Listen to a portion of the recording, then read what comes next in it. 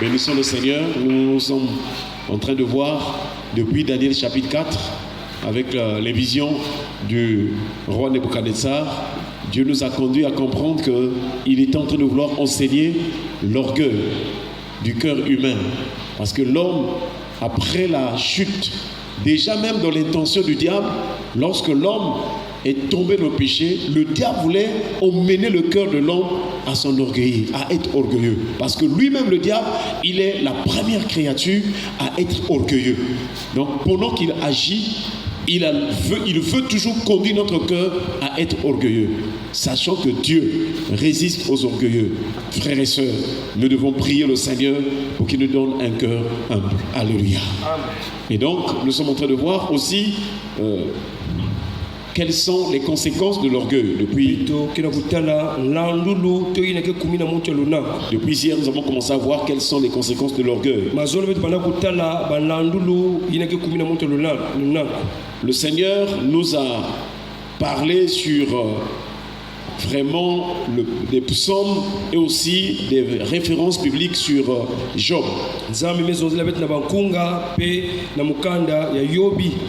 Jusqu'à ce que nous en sommes donc arrivés aux conséquences de l'orgueil. Et la première conséquence de l'orgueil que nous sommes en train de voir, c'est donc l'opprobre de l'insensé. C'est donc avec le psaume 39, le verset 9. Il est écrit: délivre-moi de toutes mes transgressions. Ne me rends pas l'opprobre de l'insensé. Donc nous voyons, frères et sœurs, l'insensé a sur lui l'opprobre. L'insensé a sur lui la malédiction. Et donc une personne orgueilleuse a sur elle aussi la malédiction. Voilà pourquoi dans le psaume 119, lorsque le psalmiste fait ces prières-là, il va présenter les orgueilleux comme des maudits. Pourtant, dans les apparences, l'orgueilleux ou la personne orgueilleuse, il aime se faire valoir. Il pense qu'il a trop de valeur. Il est ou elle est fière, cette personne-là orgueilleuse. Donc beaucoup d'hommes et de femmes, dans leur orgueil, ils pensent qu'ils sont au-dessus des autres. Ils méprisent les autres. Mais ils oublient que dans le langage de Dieu, dans la vision de Dieu, un orgueilleux, c'est une personne maudite. C'est pourquoi nous nous exhortons ce soir: attention, quittons, fuyons l'orgueil au nom de Jésus. Parce que l'orgueil, c'est toute une malédiction. Et donc le diable sait lui-même que lui, il a été maudit à cause de l'orgueil depuis le ciel. C'est pourquoi il pousse les hommes à être un peu fiéreux pour que la malédiction soit sur ces personnes. Voilà pourquoi dans d'autres textes bibliques que nous avons lus avant, nous avons vu que quand quelqu'un est orgueilleux, Dieu bloque la bénédiction sur sa tête. Le ciel sur sa tête devient du fer. Et la terre sous ses pieds devient de l'airain. C'est là où nous comprenons que la majorité ou dans la plupart des cas des souffrances des hommes sur la terre, c'est à cause de l'orgueil. C'est la conséquence de l'orgueil. Chers frères et sœurs, ce soir nous l'envoie encore un autre point. Une autre conséquence de l'orgueil. Nous voyons, frères et sœurs, que l'insensé, j'allais dire, c'est une personne aussi qui est ignorante des œuvres de l'Éternel.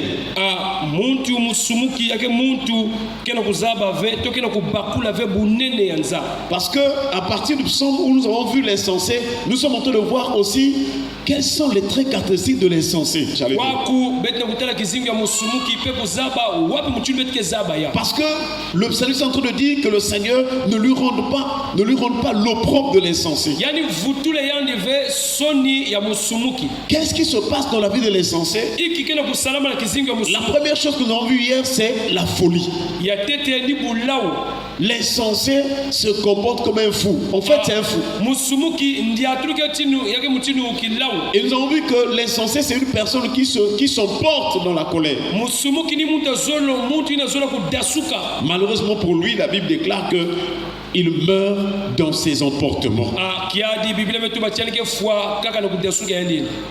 Donc ce soir, excusez-moi, nous voulons voir encore un autre trait caractéristique de l'insensé. Est-ce qu'on peut acclamer le Seigneur?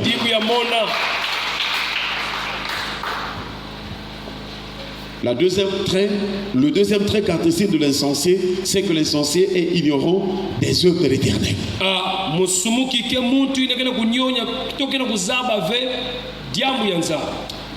Le psaume 92, le verset 6 à 7.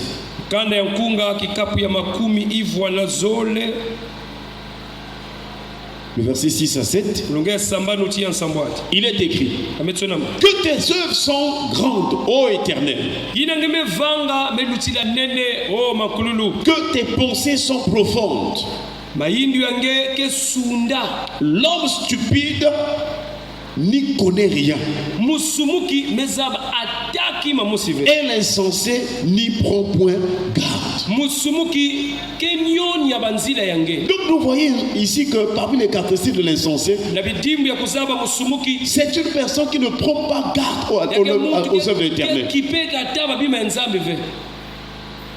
Je me souviens encore dans Ésaïe chapitre 5, verset 12, là où le Seigneur l'Éternel fait des reproches à Israël sur les boissons énivrantes. Et là l'Éternel dit, je vais paraphraser, le vin, le luth, vraiment la flûte anime leur festin. Donc Dieu parlait de ceux ou des personnes qui s'attachent, aux boissons énivrantes. Des gens dont la vie est consacrée aux boissons énivrantes. Et Dieu dit que le vin, la lutte, la flûte anime leur festin. Et ils ne prennent pas garde à l'œuvre de l'Éternel. C'est là où nous voyons que les boissons énivrantes aussi, c'est tout un péché, c'est toute une vie dans le péché. Même si tu ne te saoules pas, cette condition de vie t'empêche de connaître ou de prendre garde à l'œuvre de l'Éternel. C'est aussi par extension de l'orgueil et aussi un comportement, une conduite insensée. Est-ce qu'on peut acclamer le Seigneur? C'est là où nous comprenons l'harmonie de langage de Dieu. Ceux qui font dans les boissons, c'est aussi des orgueilleux, c'est aussi des insensés. Ce sont aussi des insensés. Et nous voyons ici, le psalmiste dit que tes œuvres sont grandes. Ô Éternel, que tes pensées sont profondes. L'homme stupide n'y connaît rien, et l'insensé n'y prend point garde. Donc une personne insensée, une personne qui ne prend pas garde aux œuvres de l'Éternel, il ne prend pas son temps à méditer sur la parole de Dieu. Cette personne, elle ne prend pas son temps à lire les signes des temps. Le Seigneur nous a donné dans sa parole les signes précurseurs de son avènement. Et ces événements sont manifestes actuellement à travers le monde entier. Mais il y a une catégorie de personnes, les insensés, ils ne prennent pas ou elles ne prennent pas garde à l'œuvre de l'Éternel. C'est-à-dire que Dieu est en train de poursuivre son plan. Depuis la création, il est en train de manifester ses perfections visibles. Mais les insensés ne prennent point garde. Voilà pourquoi ils vont être toujours sur le chemin qui conduit à la perdition. Donc l'insensé, c'est une personne aussi qui ignore la parole de Dieu, les œuvres de l'Éternel, ou ce que Dieu dit. Lorsque nous voyons le prophète Osée, il nous montre ou il nous enseigne sur l'ignorance. Osée chapitre 4, le verset 6. Il dit: mon peuple est détruit parce qu'il manque de la connaissance. Donc l'ignorance conduit à la destruction. Frères et sœurs, la vie d'insensé, le caractère insensé, si toi tu ne prends pas garde à la parole de Dieu, tu écoutes la parole, tu la méprises, c'est pas ton problème.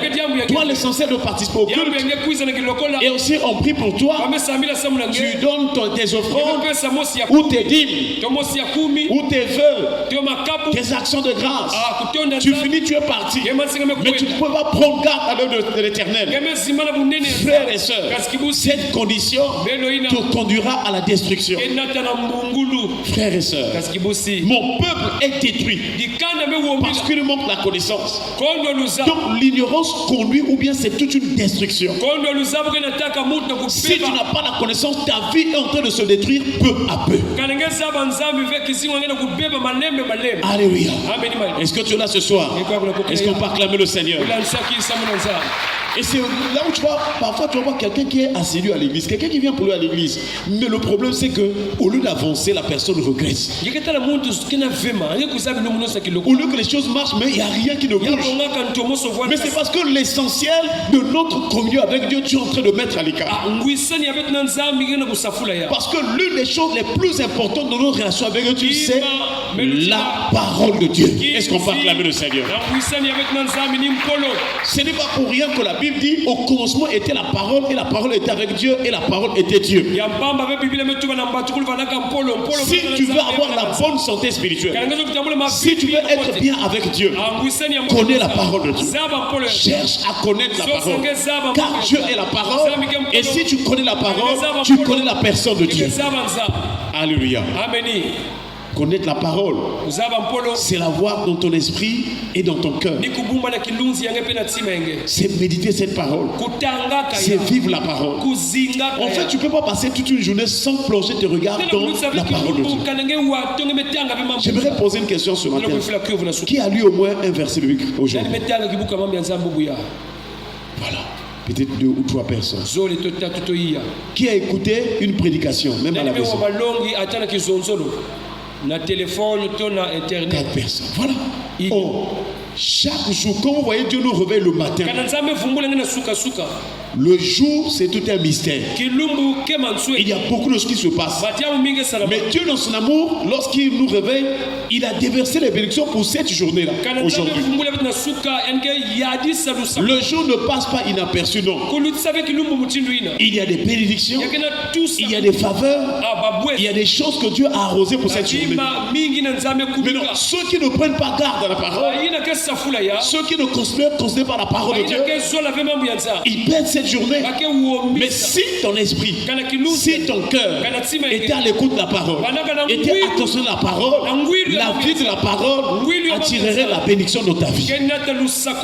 Alléluia. Amen. Voilà pourquoi tous les jours la Bible déclare: médite-le jour et nuit. Et tu auras du succès dans toutes tes entreprises. Est-ce qu'on peut acclamer le Seigneur? Si tu réfléchis sur la parole, tu comptes sur la parole, tu auras du succès. Si tu vas vendre au marché, Dieu bénira. Parce qu'en toi tu as la sémence du succès. C'est la parole de Dieu. La parole de Dieu, c'est toute une sémence. Car dans Ésaïe chapitre 55, Dieu prend l'image de la parole en disant que c'est comme une pluie, c'est comme la neige quand elle descend des cieux. Elle n'y retourne pas sans avoir arrosé, fécondé la terre.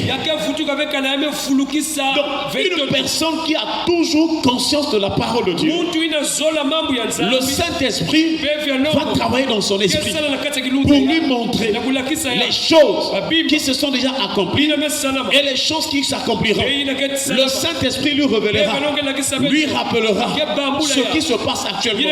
Il lui donnera le discernement. Or, le discernement, c'est dans la parole de Dieu. La parole de Dieu, c'est tout un discernement. L'auteur de l'Épître aux Hébreux nous a dit cela, que la parole de Dieu est une épée à double tranchant, à deux tranchants. Elle sépare âme et esprit, jointure et moelle. Elle juge les pensées et les sentiments du cœur. Est-ce qu'on peut acclamer le Seigneur? Frères et sœurs, l'insensé, c'est une personne qui ignore pour elle la parole de Dieu. Même quand on a prêché, elle propage la parole de Dieu. Même quand la parole avertit, elle le propage. Et que vous savez que nous sommes dans une période vraiment compliquée. Parce qu'il y a une pluralité de faux prophètes. Jésus avait dit que plusieurs faux prophètes s'élèveront. Et ils séduiront beaucoup de gens. Je vous assure. Je n'ai pas honte de le dire. Tout à l'heure, il y a 2 missionnaires de Kakou Philippe qui sont venus dans le quartier. Ils ont quitté la Côte d'Ivoire. Ils ont quitté la Côte d'Ivoire. Ils sont venus dans le quartier. Ils étaient passés à Point-Noir. Ils sont venus là chez notre pasteur qui est dans le quartier. Et la personne qui les conduisait m'avait aussi appelé pour les écouter. Ils sont arrivés, ils ont donné le programme. Que non, le prophète va venir comme ça. Bon. Nous leur avons posé la question. Mais dites-nous un peu avec votre prophète là comment. On ne comprend pas. Lui va venir, mais quel est votre message? Et ils ont commencé à dire que non, le prophète a un livre. Donc il faut lire ce livre-là avec les chapitres. Maintenant, ce livre-là, par rapport à la Bible, comment? Ils ont voulu esquiver les questions. Ils disent non. Nous, on ne peut pas venir dans votre conférence si vous ne nous dites pas réellement qu'est-ce qui se cache, qu'est-ce que le prophète veut, qu'est-ce qu'il donne comme conseil. C'est là où l'un d'eux est allé prendre Marc chapitre 13, le verset 35. Et là, on dit, la Bible avertit en disant, veillez donc parce que vous ne connaissez pas le jour où le maître va venir. Ça serait peut-être le soir, ou à minuit, ou au chant du coq, ou le matin. Et il a commencé à donner des prophéties sur ça. Que non, le soir c'est telle période. Et là, le monde est à minuit. Donc nous sommes à minuit.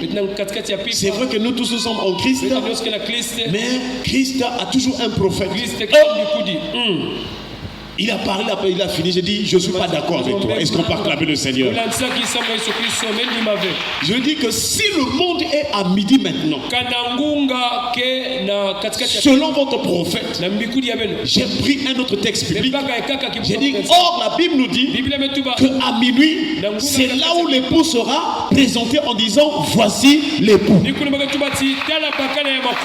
Donc, il faut que les 5 vierges soient déjà là prêtes et tout, et qu'on nous présente l'époux dans l'enlèvement. Poser la parole. Il va regarder. J'ai dit, bon, je vais t'expliquer maintenant ce texte-là de Marc chapitre 13, verset 35. J'ai dit, en vérité, quand Jésus donne les temps, ce n'est pas de les prendre comme dans le sens prophétique. Jésus parlait ouvertement. Quand il cite le soir, minuit, au chant du coq, très tôt le matin, et aussi le matin, il parlait des temps naturels, des temps physiques. Parce que Jésus connaît que les hommes savent calculer ces temps-là. Donc Jésus est en train de leur dire que ne pensez pas que tel que vous connaissez les temps, que la nuit, ainsi de suite, minuit. Donc c'est comme ça que Jésus va venir. Donc ce n'est pas comme ça qu'il faut calculer le temps. Jésus parlait ouvertement.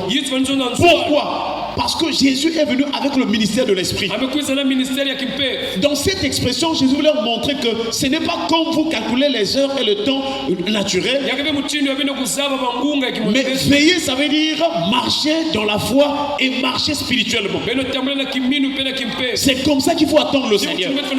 C'est comme ça qu'il faut attendre Jésus. C'est par la foi. Et c'est pourquoi l'apôtre Paul, il a dit, l'espérance qu'on voit, peut-on l'espérer encore? Si nous espérons ce que nous ne voyons pas, nous l'attendons avec espérance. J'ai déposé la parole. Il s'est tué. Et quand on a fini là, toi tu es un lion. Moi je suis quel lion? C'est seulement la parole qui est écrite. Alléluia. Amen. Pourquoi je prends cet exemple? C'est pour que toi aussi il faut avoir l'habitude de lire la parole de Dieu. Parce que quelqu'un peut venir te dire que non, ces derniers temps c'est un tel, il faut croire en lui pour aller au ciel. Mais si tu ne connais pas la parole, tu vas t'en sortir comment? Or, derrière ces fausses doctrines, il y a des esprits. Il y a des démons qui sont là. Et c'est bientôt, vous allez remarquer que les gens font des guérisons, des miracles, des guérisons. C'est aussi prophétique. Parce que les gens savent que si on fait déjà le miracle, ce qu'on va enseigner ensuite, les gens vont l'avaler. On commence à voir les miracles. Et tout ce qu'on dira, puisqu'on a vu déjà quelqu'un guéri, on a vu déjà quelqu'un guéri. Oh, nous savons aussi que la Bible déclare que les faux Christ, les faux qui viendront, ils vont faire aussi des miracles. Et ce qui est bien avec la Bible déclare que s'il était possible, ils pourront même séduire les élus. Donc il y aura beaucoup de miracles qui vont venir. Des boiteux vont marcher, ainsi de suite. Les aveugles vont voir. Mais j'aimerais te dire, ne t'attarde pas à ces miracles. Dans la Bible, il y a de ceux qui ont reçu les miracles. Ils ne sont pas revenus voir Jésus. Ils sont allés loin du Seigneur. Le miracle sur ton corps, c'est quelque chose de passager. Il faut chercher le miracle du salut. Il faut chercher le salut de ton âme. Il faut chercher ce qui va te mener au ciel. Il faut chercher la vie. Je vous assure, quand tu peux être guéri aujourd'hui, tu mourras. Tu peux guérir des yeux et tout, tu mourras. Mais il faut chercher ce qui est éternel. Et c'est dans la connaissance de la parole de Dieu. Nous avons vu comment Jésus a montré. Il dit la vie éternelle, c'est qu'ils te connaissent, toi le seul vrai Dieu.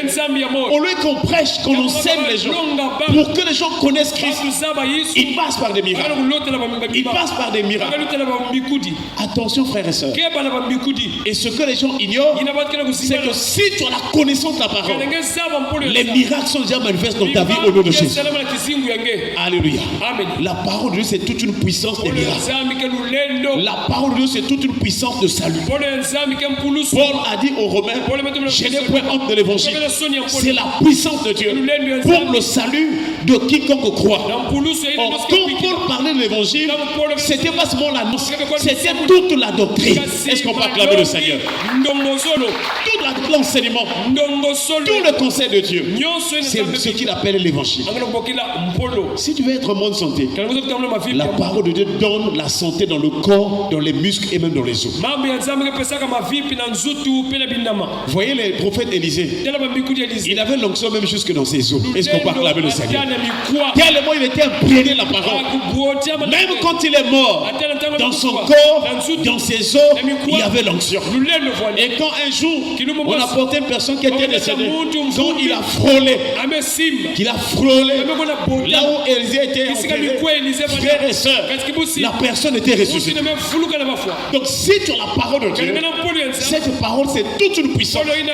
Quel que soit le problème, quelle que soit la situation, si tu as la connaissance de la parole de Dieu, la parole t'apportera la solution à tout. Pendant que tu vas penser, la parole te donnera la pensée de Christ. Elle te donnera la sagesse. Voilà pourquoi dans Psaume 19, je crois le verset 8, la Bible déclare, la loi de l'Éternel est comment? Parfaite. Est-ce qu'on peut acclamer le Seigneur? Elle rend sage l'ignorant. yakepesaka ndwenga Que la parole de Dieu soit imprégnée de notre cœur. yabotama yafuluka na Donc mutima. ici nous voyons que le prophète Osée nous montre l'état d'une personne qui a l'ignorance, qui ne connaît pas la parole de Dieu, qui propagande à parole de Dieu, c'est-à-dire l'insensé. mikuli osekana kulakisa muntu yemezaba nasamivekana Seul frère, si tu ne connais pas la parole de Dieu, kanangezaba ve mambo yaza devant Dieu, tu es comme un insensé. tole nzamwe kunchinu musumuki Parce que tu es ignorant. muntu ya mpamba Tu es ignorant. gemezaba kimave Encore, qu'est-ce que Osée dit? iki oseke tubadia Mon peuple est détruit parce qu'il manque la connaissance. dikana me beba me uombila samuti luzabu Puisque tu as rejeté la connaissance, uchuni ngeme manga luzabu je te rejetterai. mupe mke manga Donc si en toi il n'y a pas la parole, kana nange polo keleve Paul a dit, je crois à Timothée, quelque chose comme ça, Timothy garde le bon dépôt. Est-ce qu'on peut acclamer le Seigneur?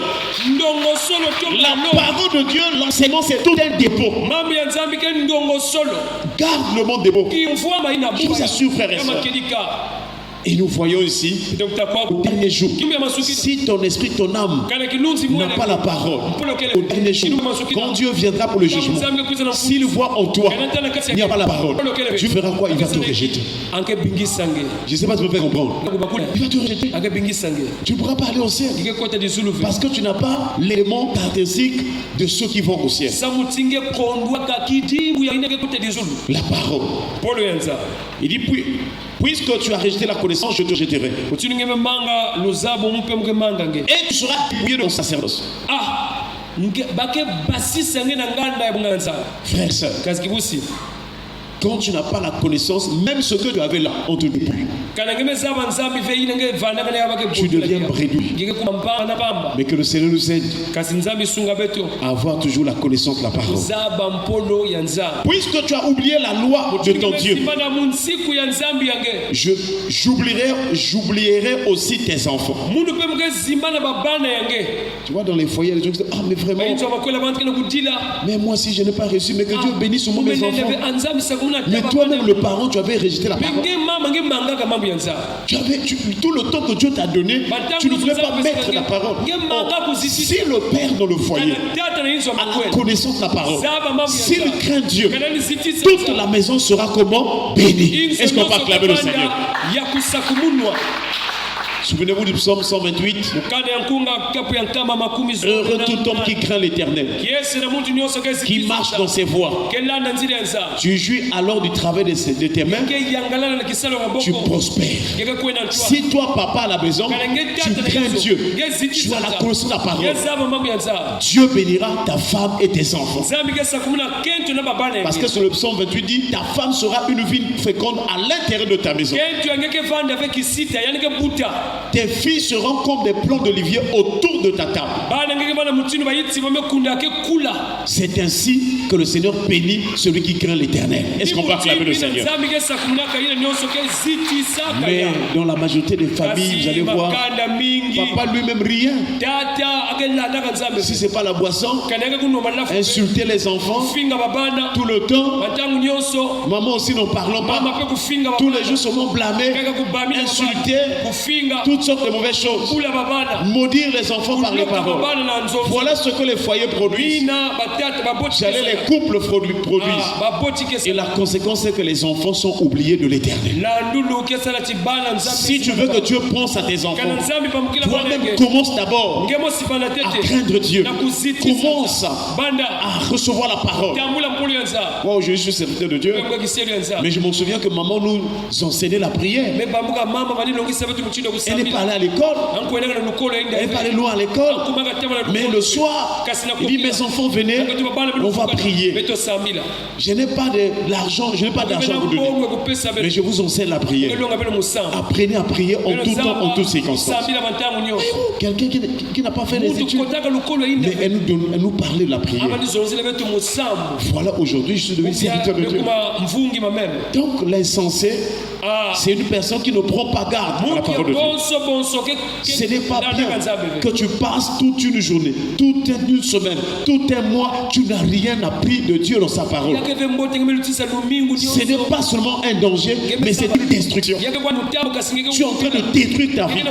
Quand tu passes des jours, des mois, des années, sans pourtant être, comment dirais-je, rempli de la parole, tu es en train de t'auto-détruire. ngeke na kubebisa nzuti Donc de détruire détruire ta vie. Et quand la grâce passera, tu n'arrives, je vous assure. Voilà donc encore ce soir, là, un autre trait caractéristique d'un insensé. Et ça, nous voyons que le manque de connaissance de la parole, c'est aussi l'opprobre de l'insensé. En fait, devant Dieu, c'est une honte de n'avoir pas connaître ou bien d'avoir pas la connaissance de la parole de Dieu. C'est-à-dire devant Dieu, quand une personne ne connaît pas la parole, c'est une honte. C'est une honte. Remarquez vous-même, entre les familles où il y a la parole et celles où il n'y a pas la parole, là où il y a la parole, il y a la vie. Là où il y a la parole, même s'il y a une situation qui arrive, quand ils vont se mettre à prier, il y aura la solution au nom de Jésus. Alléluia. Mais les familles où il n'y a rien, quand il y a un problème, c'est l'obscurité, c'est les difficultés. Ce sont les difficultés. Mais que Dieu nous aide, qu'il nous délivre ce soir de l'ignorance, qu'il nous donne de connaître Dieu. Mais papa pasteur, moi je ne connais pas lire. Comment je veux faire? Tu as une bouche pour demander au Seigneur. Tu as une bouche pour prier. Ah Seigneur, donne-moi de te connaître. Je disais à une sorte de confession ce matin. Il disait que tous les jours de ta vie, n'oublie pas cette prière.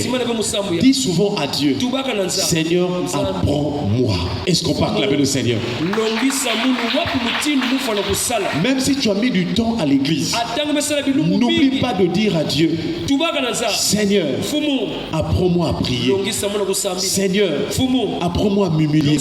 Seigneur, apprends-moi à marcher avec toi. Seigneur, apprends-moi à faire du bien. Seigneur, apprends-moi à pardonner. Donc apprendre. C'est un cœur, comment dirais-je, qui parle d'un temps suppliant. Je vous assure, parfois on est en train de blâmer Dieu. La prière, ce n'est pas blâmer Dieu. Pourquoi? Lui, il est grand, il est tout puissant. Il faut du respect, il faut la crainte. Donc quand on s'approche de Dieu, il faut aussi des supplications. Vous dites, Seigneur, s'il te plaît, sois apaisant vers moi. Pardonne-moi, Seigneur. Apprends-moi, Seigneur. Et le Seigneur te fera grâce.